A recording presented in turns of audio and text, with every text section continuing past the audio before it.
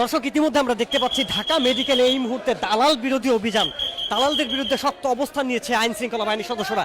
ইতিমধ্যে দেখতে পাচ্ছি বেশ কয়েকজন দালালদেরকে তারা কিন্তু আটক করা হয়েছে এই মুহূর্তে এবং তাদেরকে নিয়ে যাওয়া হচ্ছে।